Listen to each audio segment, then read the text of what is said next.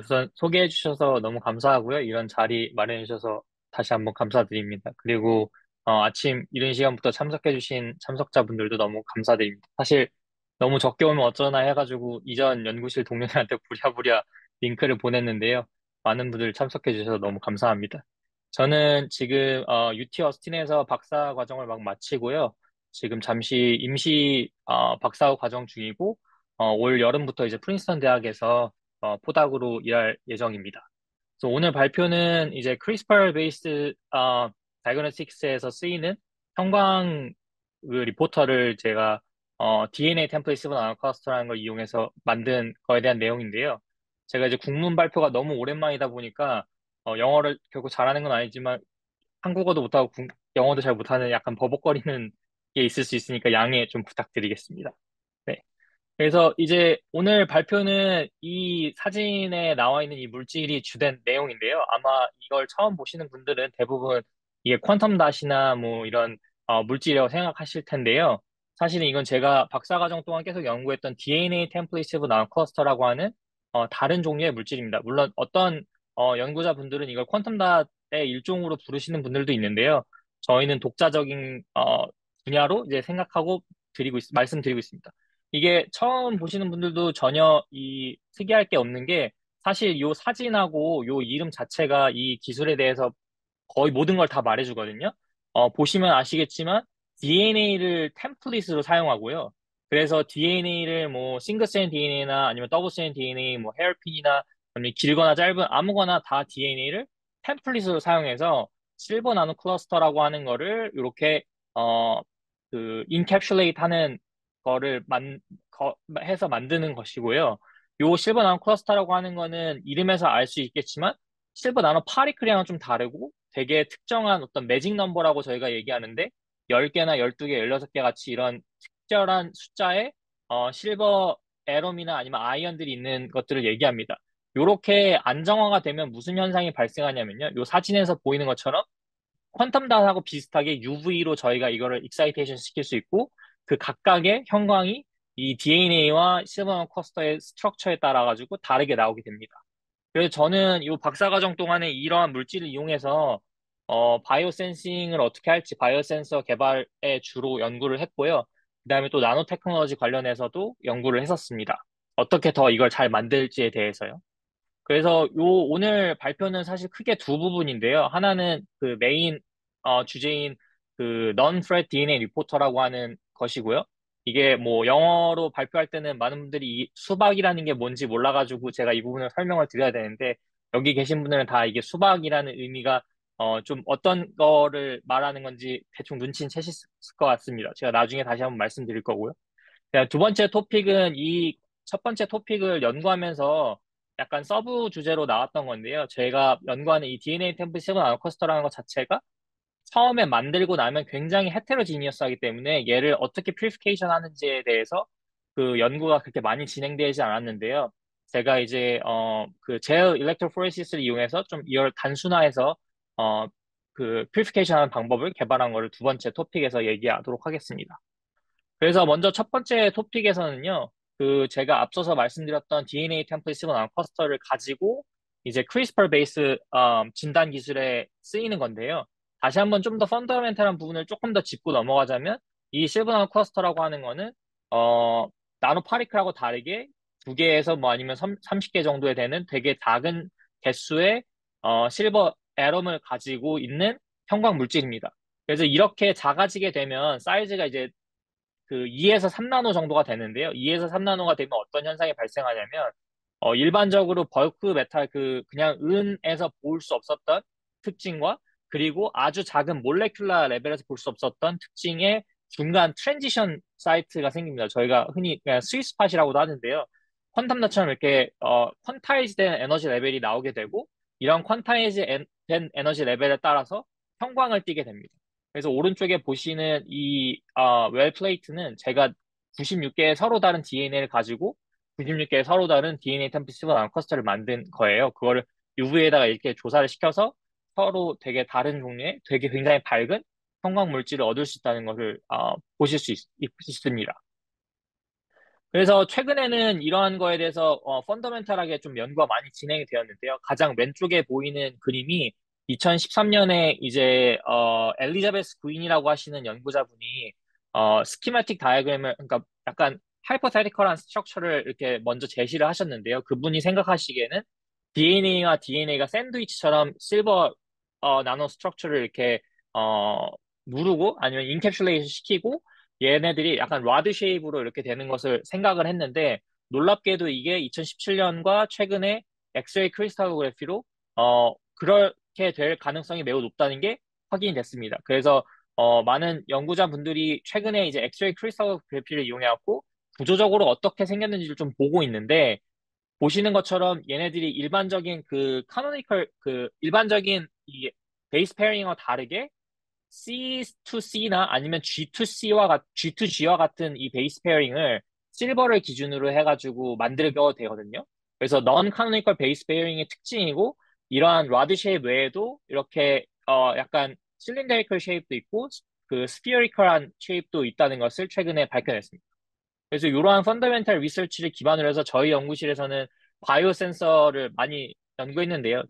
제 박사 과정 지도 교수님이 이제 여기 일저자이신 그 예 교수님이신데요. 이분이 NCB라고 하는 나노클러스터 비컨이라고 하는 DNA 템플릿 시고 나노클러스터의 한 분야를 개발하신 분이고 그걸 토대로 많은 연구를 진행해 왔습니다. 제가 뭐 세세한 거는 다 말씀드리기엔 시간이 부족하지만 주로 이제 뭐 메틸레이션 디텍션이라든지 아니면 싱글 뉴클레오타이드 베리언트 디텍션이라든지 아니면 그냥 뉴클레이식 디텍션이라는 것든지를 하였고 최근에는 저희 연구실에서 이제 NGS 칩이라고 하는 그 넥스트 제너레이션 시퀀싱 칩을 이용해서 이걸 어떻게 더 우리가 원하는 그 형광 컬러를 갖게끔 만드는지에 대한 연구를 또 스크리닝을 했습니다. 저희가 시퀀스를 바꿀 때마다 색이 바뀌는데 뭐 그냥 쉽게 생각하시면 아시겠지만 10개 시퀀스만 10개 베이스만 있다 쳐도 이거의 가짓수가 이제 밀리언이거든요. 컨비네이션이. 그래서 그런 거를 실험적으로 다 할 수가 없기 때문에 하이트루프트로 어떻게 스크리닝 할지에 대한 것도 최근에 진행을 했었습니다.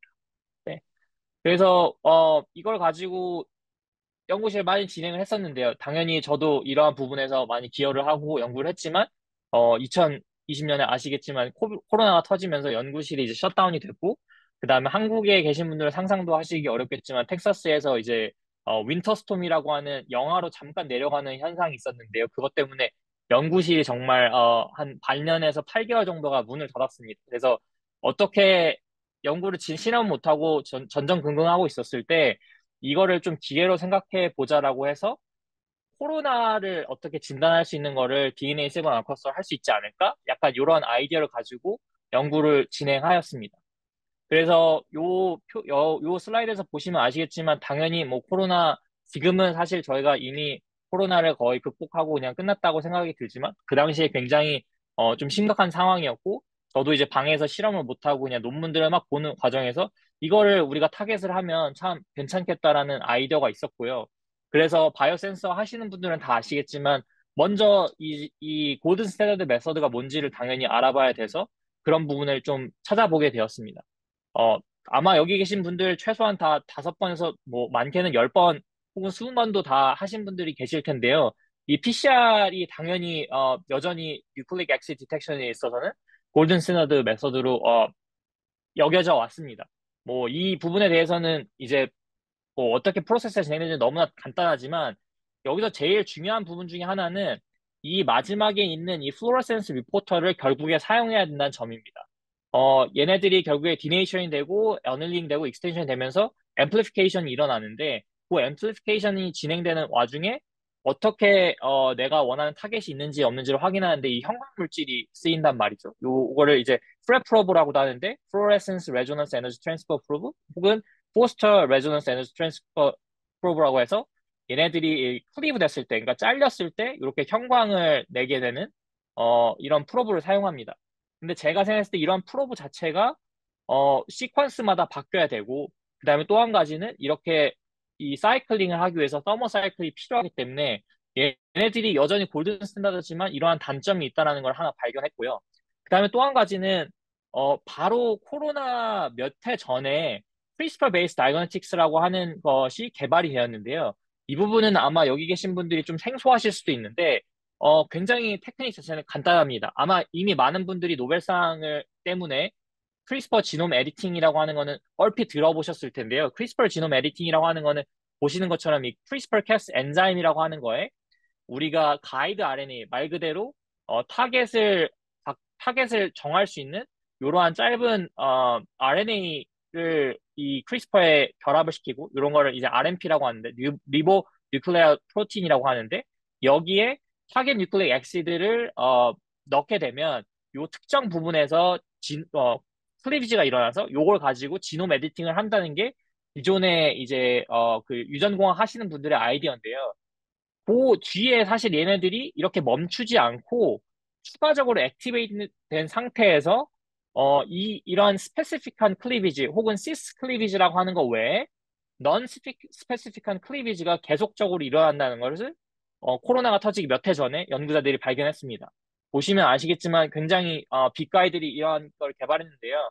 그 너우나 교수님이라고 해서 노벨상 이미 타신 분이고 크리스퍼 기술로 그다음에 팽장이랑 제임스 콜린이라고 하는 그 브로드 인스티튜트에 계시는 분들도 같은 기술을 거의 동시에 사이언스에 내었습니다. 그래서 저 이 페이퍼를 보고서 이거 되게 정말 재밌는 연구고 우리가 크리스퍼를 지놈 에디팅이 아니라 바이오 센싱 분야에서도 쓸 수 있구나. 그러면 이거에 대해서 우리가 실버 나노커스를 쓸 수 있지 않을까 하는 거를 좀 생각해 보았습니다. 왜냐하면 이 크리스퍼는 앞에 얘기한 그 뉴클릭 액시드 앰플리피케이션하고 다르게 고온이나 저온으로 내려가는 이 사이클링이 필요가 없고요. 어, 그 아이소터멀 앰플리피케이션 메서드랑 결합해가지고 굉장히 높은 그 리밋 오브 디텍션을 가질 수 있고, 그러니까 되게 좋은 성능을 낼 수 있고, 또 한 가지는 우리가 가이드 RNA를 그냥 쉽게 그 조절함으로써 똑같은 유니버설한 프로브를 쓸 수 있다는 장점이 있었습니다. 그래서 이런 거에 착안해서 이 부분을 우리가 DNA 템플릿 씹어 나눠서 쓰면 좋지 않을까라고 생각을 했고, 당연히 예상하실 수 있겠지만, 요 프로브를 저희가 바꿀 수 있지 않을까 하는 거를 좀 생각해 보았습니다. 왜냐하면 저희가 만드는 것 자체가 형광 물질이고, 보고된 적은 없지만 무언가 이런 형광 물질이 변화가 일어나면 색이 변할 수도 있지 않을까? 형광색이 변할 수 있지 않을까? 그러한 생각을 가지고 연구가 시작되었다고 할 수 있습니다. 그래서 보시는 것처럼 제가 나중에 어떻게 이 시퀀스를 찾게 되는지 말씀을 드리겠지만 짧은 헤어핀 구조체에다가 실버 나노커스터를 먼저 만들었고요. 그 만든 실버 나노커스터가 초록색 형광이 뜨는 걸 확인했고 이거를 뉴클리에이즈로 잘랐을 때 DNase 1이나 크리스퍼 캐스 엔자임을 잘랐을 때 색이 변하는 걸 확인함으로써 이러한 게 가능성이 있구나라는 걸 알게 되었습니다. 그래서 뭐 여기 계신 분들 다 이게 왜 수박인지 대충 눈치는 채셨겠지만 어느 날 제가 이 연구를 하고서 어떤 네임을 좀 좋은 걸 할까? 왜냐하면 크리스퍼 연구하시는 분들 아시겠지만 여기는 네이밍에 정말 사람들이 혈안이 돼서 많은 좀 쿨 네임을 떠올리려고 하거든요. 그래서 저도 고민을 많이 하고 있는 찰나에 장을 보러 와이프랑 갔는데 그 옆에 이제 수박이 있는 걸 보고서 우리랑 똑같이 수박이 잘려지면 색이 초록색에서 빨간색이 되는데 우리 프로브가 잘려지면 초록색에서 빨간색이 되니까 그러한 의미로 하면 좋지 않을까 하고 워터멜론은 원래 하려고 했다가요. 워터멜론은 너무 흔하기도 하고 구글링 했을 때 찾기가 너무 어려워서 한국에 어떤 한국어를 널리 퍼뜨리고자 수박이라는 이름을 붙이게 되었습니다. 그래서 이러한 기술을 가지고 제가 이 본 연구에서 그 프로포즈한 메서드는 두 가지인데요. 하나는 DNase 1이라는 걸 이용해서 Proof of Concept 익스페리먼트를 먼저 진행했고요. 어떻게 이게 정말 색깔이 변하는지를 먼저 진행을 했고, 그다음에 두 번째는 실제로 CRISPR-Cas12a라고 하는 엔자임을 써가지고 코로나 바이러스, 코로나 SARS-CoV-2 cDNA를 정말 제대로 측정할 수 있는지, 그리고 기존에 했던 에세이를 우리가 대체할 수 있는지를 확인하였습니다. 그래서 먼저 DNase 1을 이용해서 한 실험 결과를 보여드릴 건데요. DNase 1은 아시겠지만, 그 굉장히 강력한 엔도 뉴클레이즈고, 그리고 얘네들은 특별한 어떤 액티베이션 기전이 필요하지 않고, 그 메탈 아이언들이 있었을 때 무조건 DNA를 굉장히 짧은 단위로 다 자를 수 있는 굉장히 파워풀한 시저라고 볼 수 있는데요. 그래서 먼저 실버 나노 커스터 초록색으로 만든 거에다가 DNase 1의 다른 농도를 이렇게 넣어서 30분 동안 액티베이션 시켰더니 여기 보시는 것처럼 이렇게 굉장히 한눈에 알아볼 수 있을 정도로 초록색에서 빨간색으로 변하는 걸 볼 수 있었고요. 또 한 가지는 저희가 가지는 이 수박 프로브 자체가 기존에 알려져 있는 프랩 프로브랑 다른 점이 무엇이냐면 기존에 있는 것은 보통 이제 플로로포랑 퀘처를 이용해서 그러니까 그 형광 다이랑 형광 물질과 이 그 퀘처라고 하는 앱졸번스를 이용한 거를 사용해서 싱글 컬러 디텍션만 가능한데 저희는 색이 이게 변하기 때문에 그냥 이렇게 한 채널뿐만이 아니라 두 번째 초록색 채널까지 같이 이용해서 레이쇼 매트릭한 센싱을 할 수 있었고요. 이런 레이쇼 매트릭 센싱을 하게 되면 당연히 스탠더드가 따로 필요가 없고 칼리브레이션을 매번 진행을 안 해도 될 뿐만 아니라 그 폴드 인핸스먼트가 굉장히 크기 때문에 리밋 오브 디텍션에 대해서도 많은 이점을 얻을 수 있는 장점이 있습니다. 그래서 DNA1 자체를 저희가 3 femtogram per microliter까지 측정을 했고요. 요 오른쪽에 보이는 이 그래프는 그 시간에 따라 가지고 다른 농도가 어떻게 이 형광이 나오는지 그래서 빨간색 그 형광이 UV 익사이테이션 시켜서 565 나노에서 익사이테이션 시켰을 때 어떻게 나오는지를 시간에 따라서 관찰하고 이걸 레이쇼 매트릭으로 바꿨을 때 어떻게 그 폴드 인핸스먼트가 일어나는지 확인을 하는 실험을 진행하였습니다. 그래서 보시는 것처럼 요 검정 그래프는 그냥 레드 플로러센스 그 하나 싱글 채널로만 봤을 때고요. 레이쇼 매트릭으로 봤을 때 이 폴드가 훨씬 더 이게 로그 스케일이거든요. 훨씬 더 크게 나타나는 것을 볼 수 있습니다. 네. 그래서 이러한 부분에 있어서 중요한 점은 리얼타임으로 저희가 색이 변하는 걸 확인할 수 있고, 레이쇼 매트릭으로 540 나노에서 630 나노로 UV에서 볼 수 있고, 또 한 가지는 이 색이 형광에서만 변하는 게 아니라 컬러리메트릭 센서, 그러니까, 그 흑광도를 이용한 앱졸번스 리드아웃을 이용해서도 볼 수 있다는 장점이 있습니다. 모니터에 따라가지고 보이는 게 좀 다를 수 있는데요. 이 원래 노란색을 띠는 그냥, 이 일반 형광등 아래에서 노란색을 띠는 이 수박 프로브가 시간이 지남에 따라서 빨간색을 띠는 것을 볼 수 있습니다. 왜냐하면 이 앱졸번스가 여기에서 원래 없던 것이 이렇게 증가하면서 그 부분을 흡수하기 때문에 빨간 빛을 저희가 볼 수 있는 건데요. 그래서 저희가 개발한 이 수박 리포터가 형광에서도 쓸 수 있고 그 다음에 컬러리메트릭 에세이에서도 쓸 수 있다는 것을 확인한 결과라고 할 수 있습니다. 그래서 이렇게 그 결과를 얻고 난 다음에 사실 그 논문을 이제 쓰기 시작하면서 리뷰어들이나 아니면 동료 그 연구자들에게 많은 사실 질문을 받았어요. 이게 왜 프레시 아니냐, 프레시 아니면 이거 어떻게 색이 변하는 거냐에 대한 질문을 굉장히 많이 받았거든요. 그래서 당연히 쉽게 그냥 알 수 있는 방법이 그냥 젤 일렉트로포레시스를 내려보면 얘네들이 프래그먼트가 생겼으면 다른 부분에 위치할 것이고 그 형광 컬러도 다 바뀌기 때문에 다르게 나올 거라고 생각을 해서 이렇게 그냥 젤 일렉트로포레시스를 내리면서 바로 확인할 수 있었는데요. 여기 보시는 이 초록색하고 빨간색은 제가 아무런 뭐 그 포스트 스테이닝이나 프리 스테이닝 하지 않은 그 실버 다운 클러스터 본연의 색이고요. 굉장히 밝게 그 하나의 싱글 밴드나 혹은 이 빨간색 밴드를 그 젤에서 보이는 것을 확인할 수 있습니다. 모두 다 UV로 했을 때 볼 수 있는 쉽게 컬러를 확인할 수 있었고요.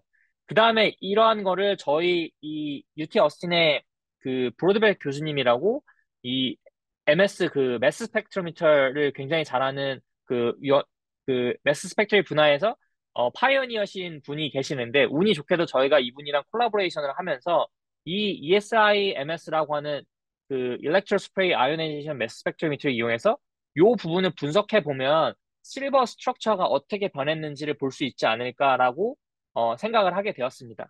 왜냐하면 이 ESIMS라고 하는 거는 이름에서도 보실 수 있겠지만 어떠한 물질을 그 이 기계에 넣고 아이오나이제이션을 시켜가지고요. 얘네들을 그 일렉트로 마그네틱 포스에 의해서 요 그 분해를 그 하게 되고 이 분해된 거를 디텍터로 보게 되면 굉장히 하이 레졸루션으로 매스펄 차지를 볼 수 있고 이 매스펄 차지를 가지고 각각의 그 스피시스에 따른 그 질량의 차이를 토대로 그 어떤 스피시스가 있는지를 확인할 수 있거든요. 그래서 이러한 부분을 저희가 이용해서 이 수박 프로브를 분석하였습니다. 먼저 요 젤을 그 작게 잘라가지고 따로 퓨리피케이션을 한 다음에 얘를 매스 스펙트럼에 찍어봤더니 요 원래 잘리기 전에는 실버 13하고 14, 그러니까 13개의 실버 분자와 14개의 실버 분자가 헤어핀 스트럭처 안에서 안정화되어 있는 걸 볼 수 있고 얘를 잘랐을 경우에는 이러한 실버 13개와 그 14개의 실버 분자가 되게 작은 단위인 실버 10개 혹은 되게 더 작은 1개나 3개의 단위의 그, 스피시스로 변하는 걸 볼 수 있었습니다.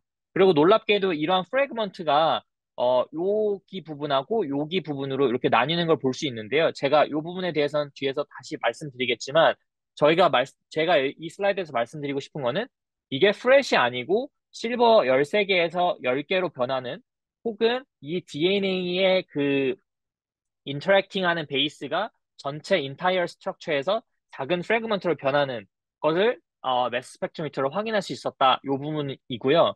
요걸 토대로 저희가 스키매틱 다이어그램을 한번 그려보게 된다면, 원래 기존에 있던 이 헤어핀 스트럭처에서 요 부분과 요 부분을 클리비지 사이트라고 저희가 확인할 수 있었던 것입니다.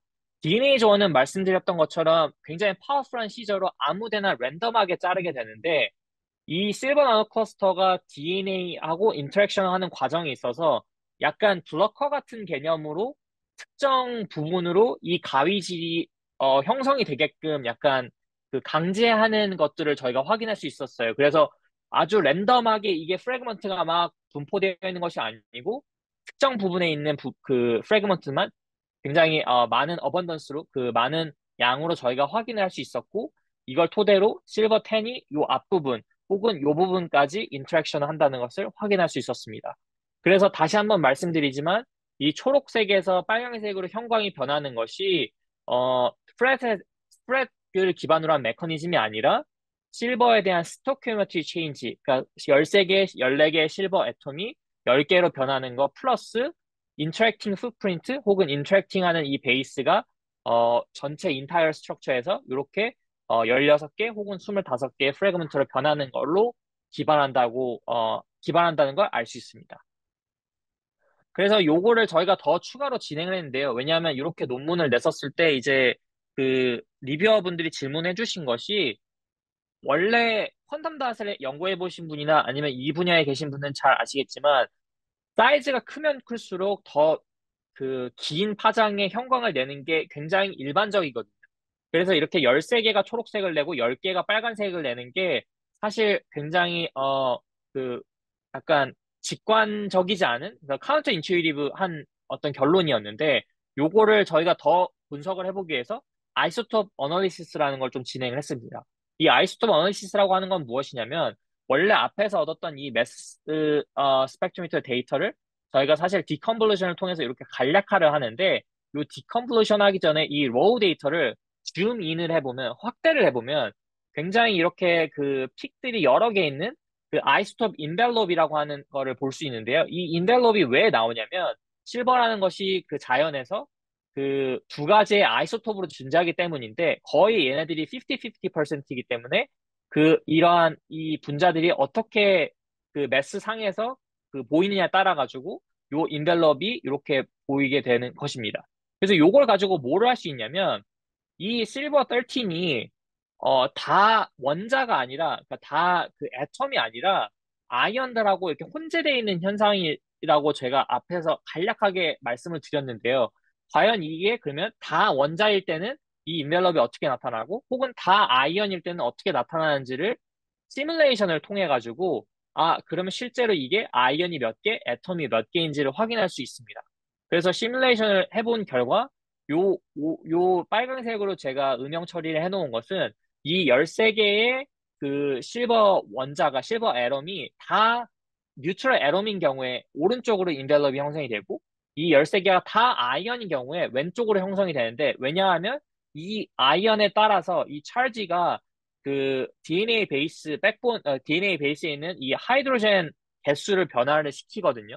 그럼으로써 이 차지가 이런 변화가 나오게 되는데, 요 시뮬레이션을 기반으로 저희가 이 최초에 얻어졌던 이 로우 데이터가 실제로는 10개의 실버 애럼과 9개의 실버 아이언, 혹은 5개의 뉴트럴 애럼과 9개의 실버 아이언이 있는 거라는 걸 밝혀낼 수 있었습니다. 그래서 이 익스페리먼털하고 그 티어리컬 보시게 되면 굉장히 잘 매치가 되는 걸 볼 수 있고, 이러한 부분이 이 아이언 차지 상태가 그 빨강색으로 됐을 때는 조금 더 바뀌는 것을 확인할 수 있었습니다.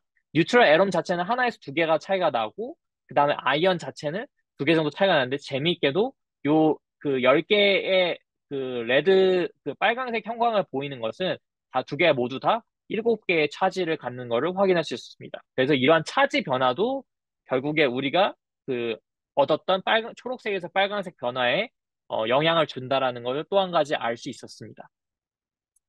그러면 이제 많은 분들이 사실 궁금해 하실 만한 게 제가 앞서서 10개의 시퀀스가 있었을 때, 10개 베이스 했을 때 이거의 컨비네이션이 밀리언이 된다고 했는데 어떻게 이 색깔이 변하는 걸 찾았냐라고 물어보실 수 있는데요.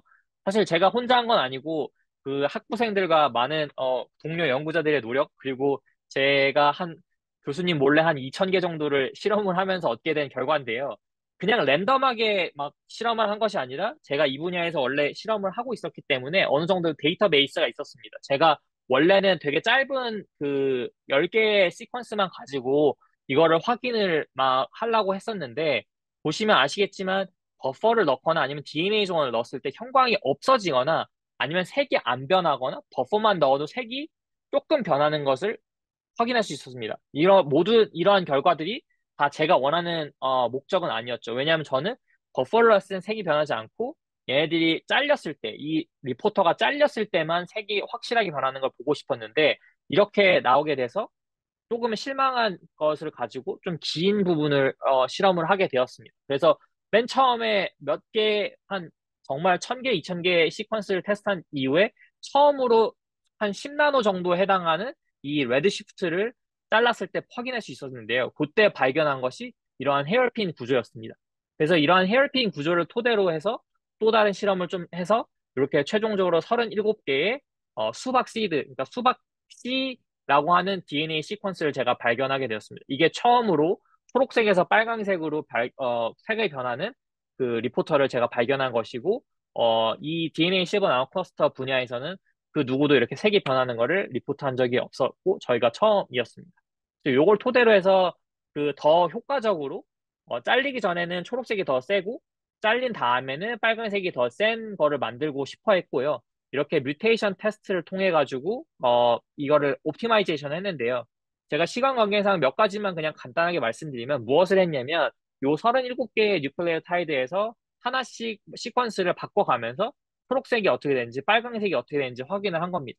그래서 대표적으로 여기 보면 C4T 부분을 보시게 되면 제가 요 네 번째 있는 사이토신을 타이민으로 바꿨을 때 초록색은 굉장히 올라갔지만 잘리기 전에 자르고 난 후에 빨간색이 거의 없다시피, 그러니까 이 폴드 체인지이기 때문에 10%밖에 안 남는 걸 확인할 수 있었기 때문에 이런 부분은 저희가 제거를 하고 이렇게 이상적으로 초록색과 빨간색이 모두 증폭된 거를 가지고 셀렉션을 진행하였습니다. 그래서 이 셀렉션을 토대로 한 번 더 뮤테이션을 하였는데요. 무슨 말이냐면 하나만 뮤테이션을 한 것이 아니라 두 개의 뮤테이션을 동시에 일으켜서 더욱더 효과적인 수박 리포터를 찾고자 했고 그렇게 해서 나온 것이 이 수박 1이랑 수박 2라고 하는 것입니다. 그래서 수박 시드랑 비교했을 때 수박 1은 초록색이 훨씬 더 강하고 그다음에 빨강색 그 레드 플로러센스는 어느 정도 비슷한 혹은 조금 더 슬라이트하게 좀 괜찮은 걸 볼 수 있고 수박 2는 아주 강한 빨강색과 아주 강한 초록색을 둘 다 얻은 리포터라고 할 수 있습니다. 그래서 제가 이제 추후에는 요 수박 1은 DNase 1에 쓰이고 수박 2는 그 크리스퍼 다이그노스틱스랑 결합해갖고 코로나 바이러스를 디텍션하는 데 쓰였는데요. 이렇게 나누게 된 이유에 대해서 궁금해 하실 수 있는데 사실 처음에 저희가 생각했던 거는 수박2를 발견했을 때 이게 빨간색이 압도적으로 좋기 때문에 얘네들을 쓰면 되지 않을까 했는데 그리고 걔네들이 그 워킹 프린시플이 똑같을 거라고 생각을 했는데 실제로 실험을 해보니까 좀 다른 부분이 있었습니다. 무슨 말이냐면 이렇게 젤을 내렸을 때 수박1 같은 경우는 하나의 그린 밴드하고 그 다음에 빨간색 밴드를 볼 수 있고 수박2도 마찬가지로 초록색 밴드하고 빨간색 밴드를 볼 수 있었는데 얘를 좀 더 확대를 해보니까 이 수박 1하고 다르게 수박 2는 자르기 전에 여기에 세컨 스피시스, 그러니까 약간 되게 어두운 초록색에 해당하는 이 밴드를 하나 더 확인할 수 있었습니다. 그래서 얘를 따로 퓨리피케이션 해가지고 실험을 진행해 보니까 수박 1은 그냥 초록색에서 레드로 되는 그냥 원투원 스팀이었는데 수박 2는 이 밝은 초록색은 어두워지고 그 다음에 이 어두운 초록색이 빨강색으로 변하는 두 가지의 다른 워킹 메커니즘이 있다는 걸 확인할 수 있었습니다. 그래서 수박 1은 퓨리피케이션이나 이런 걸 진행하지 않고도 뉴클레이즈 퀀티피케이션을 할 수 있다. 뉴클레이즈를 어, 양 정량 분석을 할 수 있다는 것이고 수박2는 퓨리피케이션이 필요하지만 퓨리피케이션을 하게 되면 훨씬 더 밝은 디텍션 결과를 얻을 수 있다는 그 장점을 가지고 있었기 때문에 수박1은 DNase1, 수박2는 크리스퍼로 나누어서 실험을 진행하였습니다. 그래서 마지막으로 이제 보여드릴 슬라이드는 앞에서 보여드린 것처럼 동일하게 수박 2에서 크리스퍼를 그 크리스퍼 12A라고 하는 DNA로 액티베이션이 돼서 넌 스페시픽하게 랜덤하게 DNA 프로브를 자를 수 있는 엔자임을 사용해서 진행을 했고요. 요거는 이제 사르스코비2 그 코로나 그 바이러스를 그냥 실제 휴먼 샘플은 아니고 합성된 신테릭 샘플을 가지고 진행을 하였습니다. 마찬가지로 매스 스펙트로미터리를 이 밴드를 분석했을 때 동일한 프래그먼트가 있지만 똑같이 이제 동일한 프래그먼트에 10개의 실버 그 애텀이 있는 걸 확인했고요. 흥미롭게도 수박 원하고 다르게 클리비지 사이트가 하나만 있는 것을 또 확인할 수 있었습니다. 그래서 이러한 부분이 아마 클리비지 사이트가 그러니까 절단되는 사이트가 하나밖에 없어서 좀 더 밝은 형광을 내는 게 아닐까 하고 저희가 이제 추측은 하고 있지만 실험적으로는 확실하게 이걸 서포팅하는 건 없어서 지금 그 팔로우업 익스페리먼트를 진행하고 있고요. 그래서 이런 식으로 수박 1과 수박 2를 발견하게 되었습니다.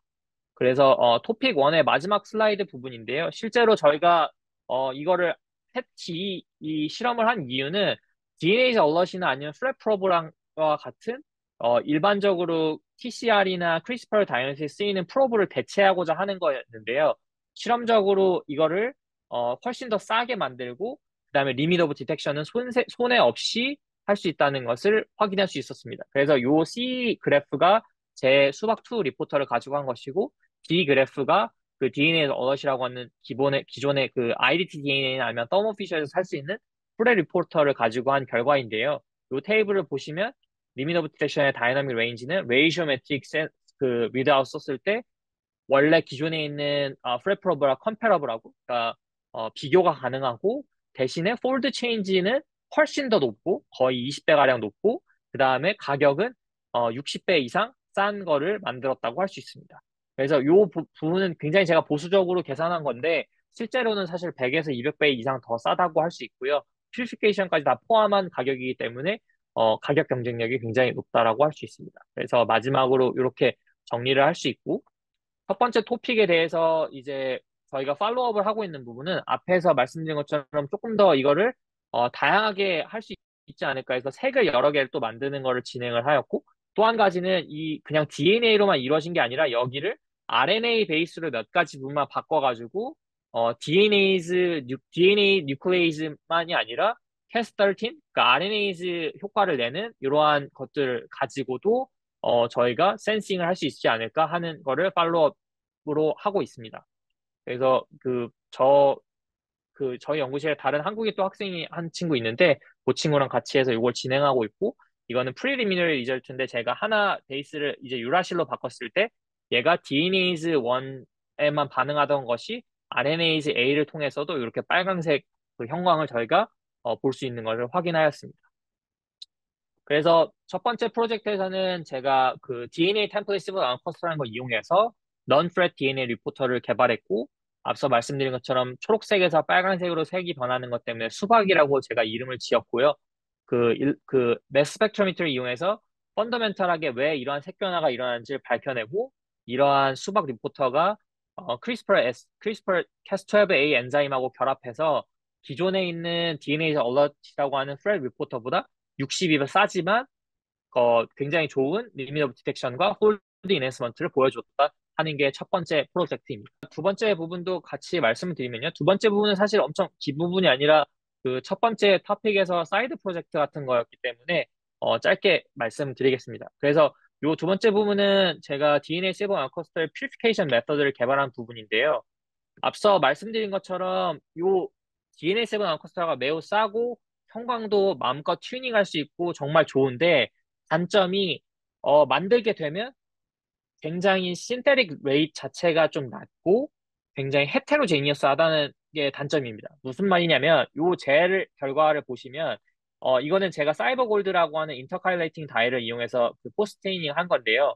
요 첫 번째 레이는 DNA만 로딩을 한 거고 요게 DNA 실버 나노커스터를 로딩한 건데 예상했던 그 보시는 분들의 예상과는 다르게 여전히 많은 부분이 그냥 베어 DNA, 그러니까 실버 나노 커스터를 가지고 있지 않은 DNA로 남아있게 되고 요 부분 정도만 유일하게 성광할 때 있는 실버 나노 커스터라고 할 수 있습니다. 그래서 어떤 분들은 이제 논문에서 한 20% 정도의 yield rate이 있다, 합성 효율을 나타낸다라고 하는데 요 부분에 대해서 또 한 가지 단점은 요게 이렇게 헤테로제니어스하다는 것입니다. 그래서 배열 DNA는 제가 말씀드렸고, non-fluorescence한 실버 나노커스도 있을 수 있고, 어떤 경우는 이게 너무 커져서 나노 파리클이 나오거나, 아니면 합성하는 과정에 생기는 이런 부차적인 아이언들이 여전히 솔루션에 남아있을 수 있거든요. 그래서 이 두 번째 토픽의 목적은 여기에서 이 젤 일렉트로포레시스 이용해서 어떻게 하면 이런 플로레센스 한 것만 따로 뽑아낼 수 있을까 하는 거가 두 번째 토픽의 주제라고 할 수 있습니다. 왜냐하면 또 어떠한 시바나 커스터 같은 경우는 하나의 밴드가 아니라 이렇게 여러 개의 밴드가 이렇게 나오기도 하거든요. 노란색이나 초록색 같은. 그래서 그런 것들을 어떻게 뽑아낼 수 있을까 하는 게 두 번째 토픽의 큰 주제였고, 앞서 이제 PCR이나 크리스퍼와 같이 여기에 골든 스탠더드 메서드는 HPLC라고 하는 방법인데요. 이거는 이제 매스 스펙트로미터를 같이 결합해서 사용하기도 하지만 리퀴드 크로마토그래피의 일종으로서 어 하이 프레셔 리퀴드 크로마토라고 하는 경우도 있고 굉장히 고압 고온으로 특정한 솔벤트를 이용해서 얘를 분해하는 건데요. 그 이름에서도 알 수 있겠지만 얘네들이 모든 실버 나노커스터에 다 쓰이지가 않습니다. 왜냐하면 이러한 그 메탄올이나 아니면 하이 프레셔, 하이 템퍼처가 굉장히 실버 나노커스터에 일단 프렌들리하지가 않고요. 그다음에 또 한 가지는 이거 자체가 트로풋이 되게 낮아서 100 마이크로 리터에 우리가 원하는 샘플을 얻기 위해서는 한 30 밀리리터 정도가 필요할 정도로 되게 약간 그 코스트 이피션시가 떨어지는 방법이고 또 한 가지는 매스 스펙트로미터나 리퀴드 크로마트 보신 분은 아시겠지만 굉장히 벌키하고 비싸다는 단점이 있습니다.